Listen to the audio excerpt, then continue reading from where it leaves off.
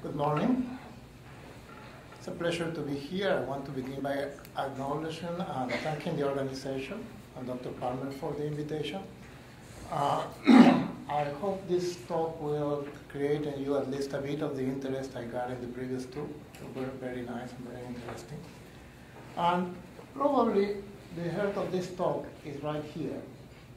Whatever I'm going to tell you is not a personal work. It's work made by something that we call the Cysticercosis Working Group in Peru, which is a very Peruvian organization that comprises people into the human and veterinary fields. We have people from the medical school, from the veterinary school, we have biologists, we have people in the lab, we even have crazy people doing mathematical modeling or molecular modeling into our team. So it's a joint work of many people, and in fact we crafted a saying for a conference like this that says we are a team and all the others are working.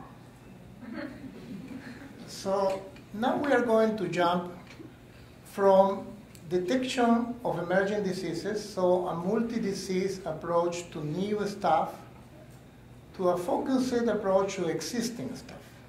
So we work with a particular disease called Cysticercosis, which is a parasite endemic in most of the world, in most developing countries, which causes approximately 30% of all seizures and epilepsy in endemic countries. So it is a very impacting disease in public health. And also, and most important, as for most zoonosis, is linked to poverty and affects the poorest people. So zoonoses are all of them linked to poverty, but particularly in the case of the pig. Many of you, when you were younger, you had a piggy bank. Have you ever wondered why it wasn't a doggy bank or a catty bank? Well, the fact is the association of the pig with a sort of currency in poor communities comes from thousands of years ago from the Chinese. The poor people cannot afford to have a cow, but they can buy a pig. And there is only one animal that will grow without you investing on feeding him, which is the pig. You only need to open the door, and the pig will go and look for its food. Unfortunately, when the pig goes out, he finds human stools.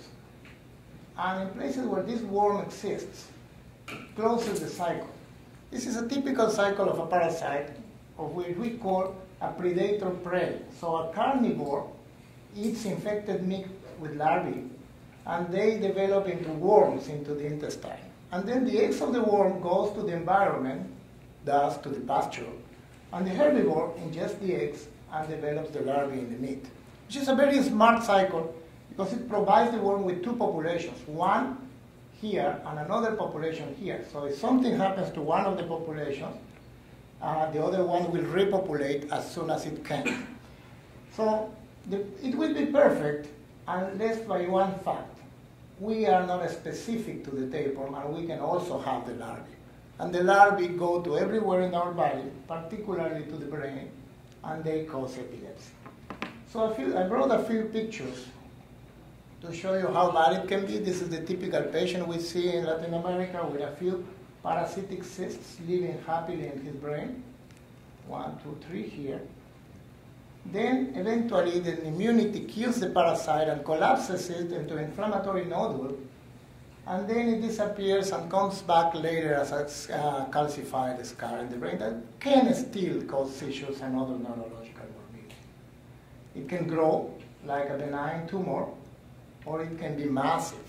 And even worse, we have one type of cysticercosis, which is when the parasite goes into the basis of the brain, which infiltrates and creates a lot of inflammation. So it behaves like a very inflammatory malignant tumor, and it's associated with 20% mortality even now in 2010.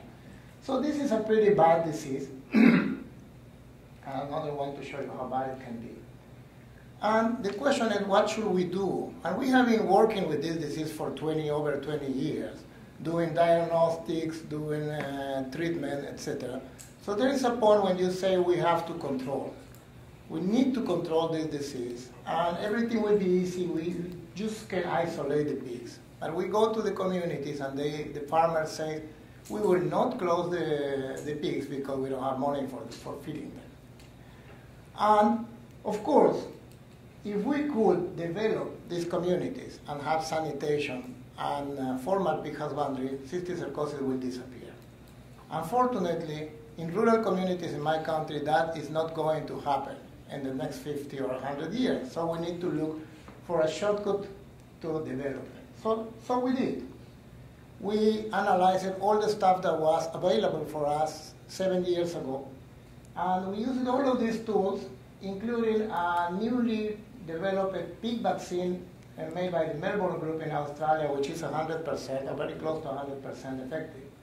And a drug which is called oxfendazole, which is a veterinary drug, which is not licensed for use in humans. I'm dying to do a phase 2 in my patient with oxfendazole, but nobody cares about funding such a trial because it's a drug that doesn't have a market. But our veterinary team found that oxfendazole is effective in a single dose and cheap to treat a pig. In fact, you can see a volunteer pig smiling, drinking oxfendazole, after having signed an informed consent, which is 4 months. So on top of that, we have all the advanced mathematical and spatial analysis. So we thought we were sort of ready to attempt to control cysticercosis, particularly eliminate cysticercosis. You will know that only a few diseases are considered potentially eliminable or eradicable. So cysticercosis is in the short list. So a few years ago, we prepared a letter to this gentleman and this lady, which was a 15.5 pages document. The last page was references. After 4 months of discussions, we ended up with funding for $15.5 million, which was a very sad experience because we realized that we should have written 40 pages. So we did put together a team in Tumbes with a laboratory, a scanner, and most important again, there is a field team with 80 people from the region in different specialties, trained by this big, bold guy that we stole from Dominican Republic. Some of you may know Dr. Guillermo Gonzalez.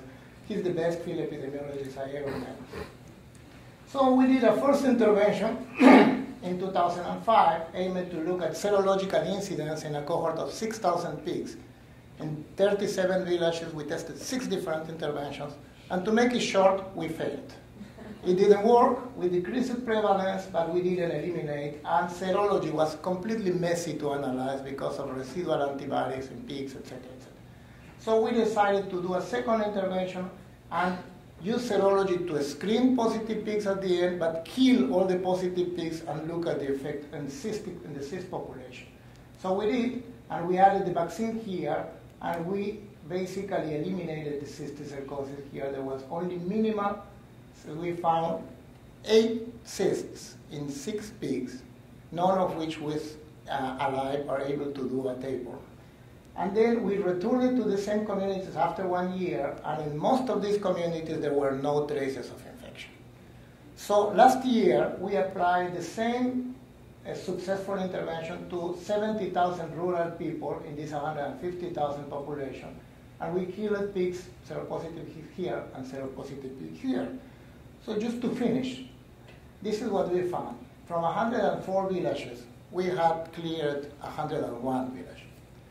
In one of the villages, there was only 1 pig with a cyst in the brain, which will not have closed the cycle. And there were 2 failures in a family which refused to participate. So then we jumped to write a 50-page document, but the officers of the foundation told us that the next question is, even if we have demonstrated that we can potentially eliminate cysticercosis, is not to know whether cysticercosis can be eliminated with resources. The next question is whether cysticercosis can be eliminated with very few resources, so we can have a plan that can be exported to other poor realities where cysticercosis is endemic. So that's why I told you this story, because I do think that this is one successful example of One Health applied to an endemic disease, and to at least provide proof of evidence that a problem like this can be eventually solved. So we think this is the next plan to improve the intervention, identify the holes, and launch demonstration programs around the world where we do think it will go to succeed. Thank you.